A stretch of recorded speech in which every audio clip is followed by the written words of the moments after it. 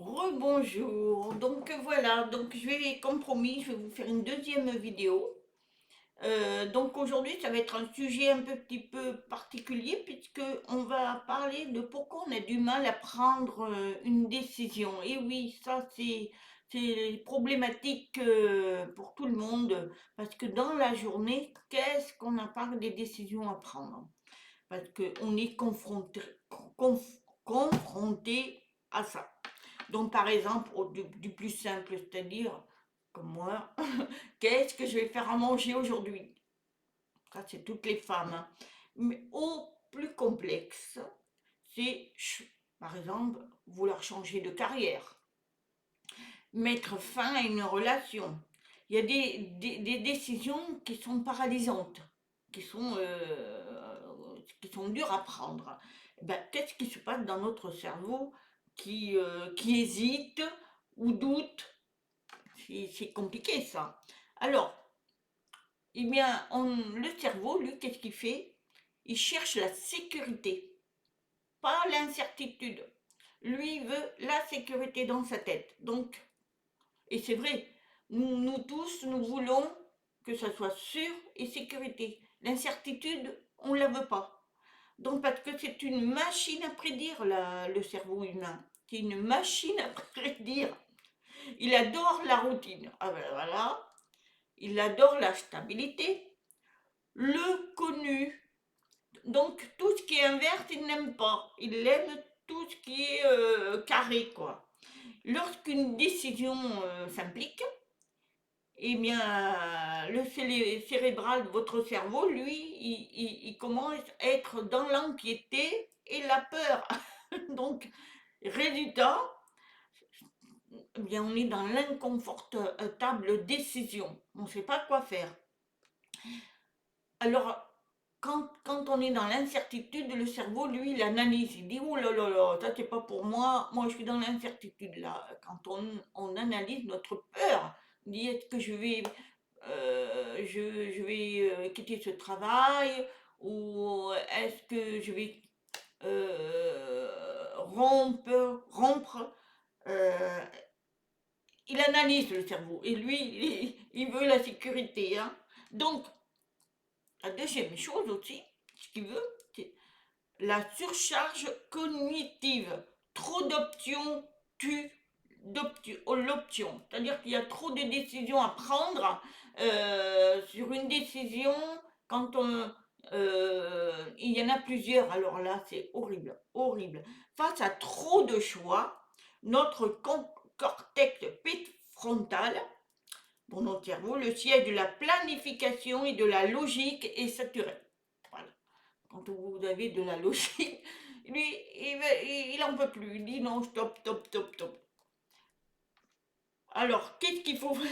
Alors, des fois, eh bien, ça amène à l'inaction, des fois. Cette décision, quand on a plusieurs choix, mais qu'est-ce que ça fait? Ça amène à l'inaction ou des choix pris par défaut, des fois. On prend on écoute certaines personnes qui vous dirigent mal, ou vous dites bon, mais tant pis, je vais le faire malgré que ça ne me plaît pas. C'est des décisions par défaut ou de l'inaction, c'est-à-dire ben, je prends pas de décision. La troisième, ben, c'est la peur de regretter ou de se tromper. Alors ça, je crois que c'est celle-là la plus difficile parce que bien sûr, votre cerveau, lui, il a peur de regretter. Est-ce que je fais bien ou de se tromper? La prise de décision engage notre responsabilité. Et cette responsabilité active un biais appelé aversion à la perte. C'est-à-dire que le cerveau dit, ben voilà, j'avais quelque chose de bien et euh, j'ai fait le mauvais choix. Mais parce que lui, il aime la routine, il aime la tranquillité. Voilà, le cerveau, lui, il veut pas que ça fasse peur et tout. Donc, voilà, il se dit, j'ai peur. Je sais pas si je fais bien. C'est ça qui est compliqué avec le cerveau. Donc, quand vous avez des décisions à prendre, je vous avoue, des fois, vous vous posez des questions. Vous dites, Est-ce que ça va réussir? Est-ce que c'est bon? Est-ce que c'est ci? Est-ce que c'est là? Le cerveau, lui, il n'en peut plus, hein. Donc, des fois, on va prendre une décision qui ne vous plaît pas. Par exemple, vous allez prendre un travail qui ne vous plaît pas du tout. Mais alors là, ça va engendrer, le cerveau, lui, il n'en veut pas, donc il dit, c'est plus ma tranquillité, ça. Et ça va vous donner un mal-être après.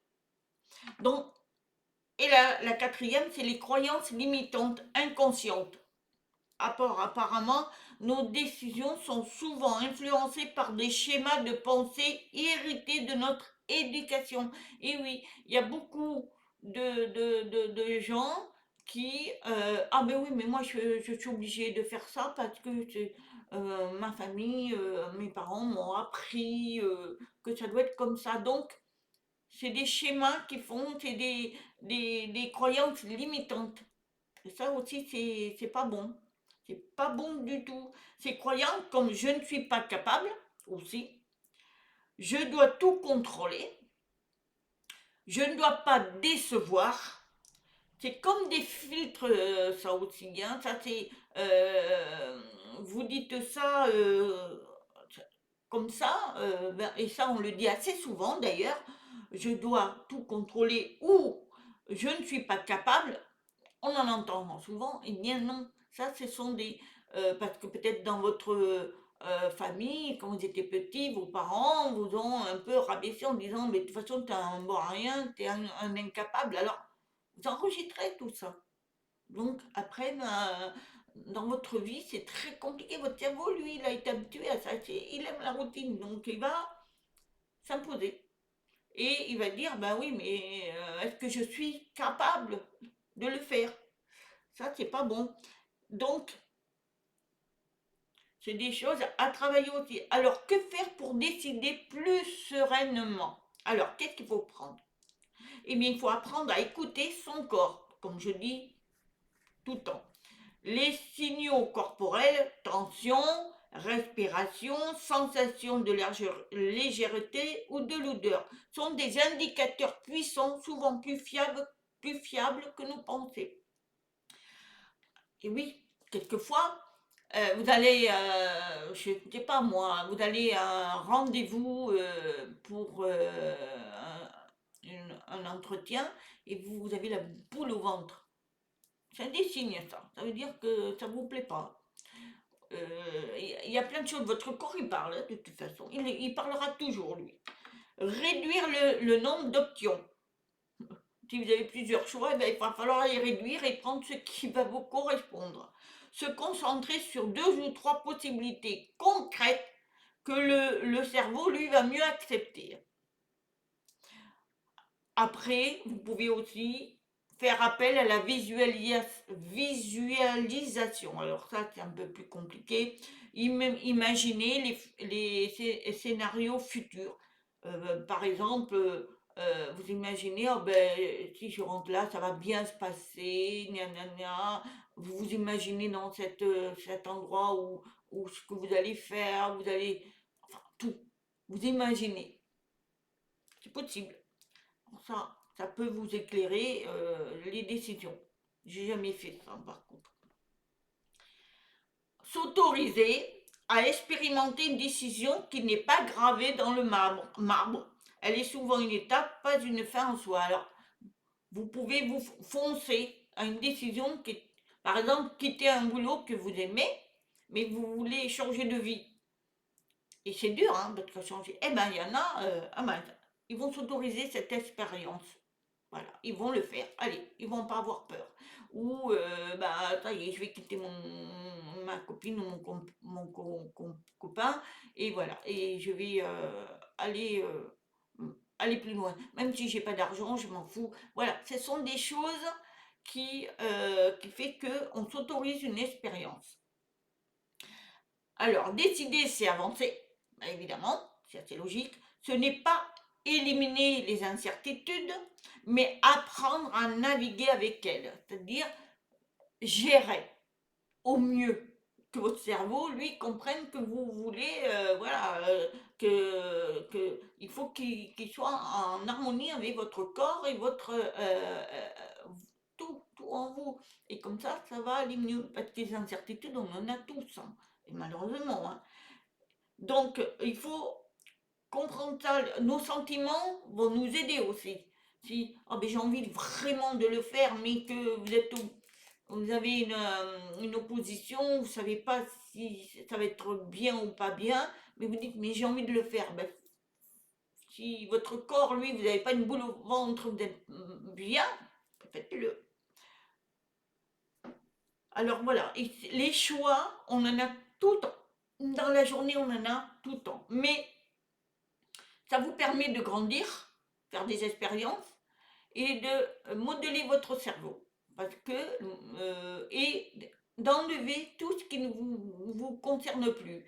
Surtout les croyances limitantes. Parce que ça, on évolue et on devient des personnes conscientes de ce qu'on est, de ce qu'on vit et tout. Donc, après, les décisions, on les prend bien ou mal, mais bon, c'est des expériences.